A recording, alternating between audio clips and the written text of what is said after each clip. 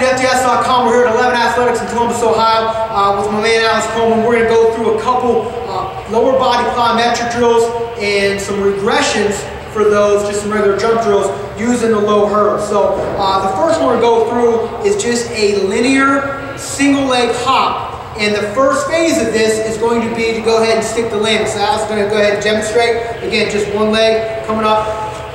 Again, making sure as a coach, we're looking, going through, and every time they jump, land, we're sticking the landing, we're making sure that they're landing in a good athletic position with the hips back, knees behind the toes, and again, looking from the front, if I'm coaching from the front, making sure that they're coming through and not having knee valgus or any kind of internal rotation or any kind of pronation with the foot. So just looking at those different things.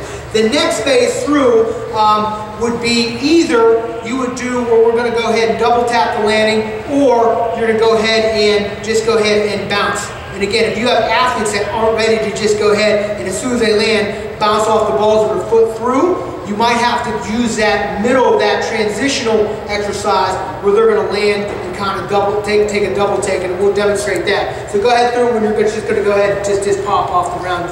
Go all the way through.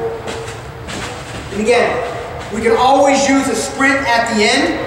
And again, when you have your hurdles, making sure that your hurdles, the feet are facing to the athlete. So if you do have any of that, we can go ahead and you don't damage the hurdles or injure the athlete. So making sure at the end, if you have any kind of plyometric exercise, that you finish with a sprint. And again, it just adds to that training effect. So when you go through the next one through, we're going to go ahead and do the same thing, and we're going to go ahead with a lateral. So we're going to go ahead and right leg now. Right leg jumping to your right is something that you don't necessarily do unless you're maybe a linear start where you have to push off that front leg to cross over.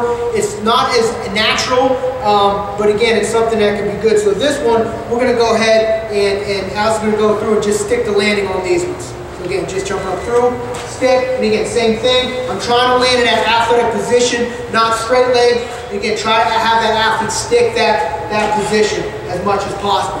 So next time through, we're going to face the same way, and now he's going to jump with his left leg.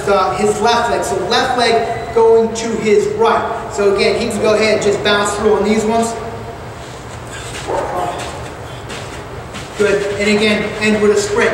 That was a little more natural sprint because you're landing on that right leg. You can have the athlete turn and go. Again, not exact mechanics as what you might see on the field, but again, gets the athlete moving, gets the athlete transitioning, and trying to eliminate that or reduce that amortization phase when they land and go to a sprint from eccentric to concentric. So the one last thing we're going to show you is with these, we're going to use this third hurdle here. These hurdles that we have pretty unique because again, you'll just go ahead and twist and you can get them from an 8-inch hurdle to a 12-inch hurdle pretty quickly. So again, for the price, pretty versatile when you have a group of athletes. So now, this is a good drill if you have a large group. We'll have the athlete stand right next to the hurdle, right? He's going to be on his left foot, so what's going to happen, I'm sorry, his right foot. So he's going to jump from his right, he's going to jump over to the opposite side of the hurdle and then back. So as soon as he lands, he's going to bounce back. And what that does is just gives him a little bit more of a land mechanics, a little more similar to what he might see on the field or the court.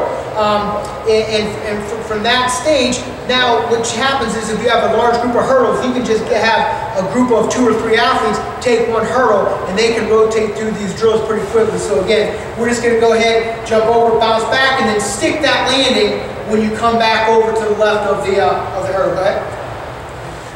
Bounce back, good, quick, and try to stick that landing. So again, you can get pretty creative on how you want to do that stuff. So again, those are good for warm-up drills, good for, again, rapid response or short response, plyometric type drills. And again, make sure that the athlete, if you have any discrepancies on how they land, if they're not bouncing off the ground, either they're in a state of fatigue or they're just not ready from a developmental standpoint to do that drill. So make sure you're always constantly monitoring and watching your athletes, how they move, how they land, and how they perform when doing these drills. Again, it's a key component for a drill that can really help your athlete develop explosive power.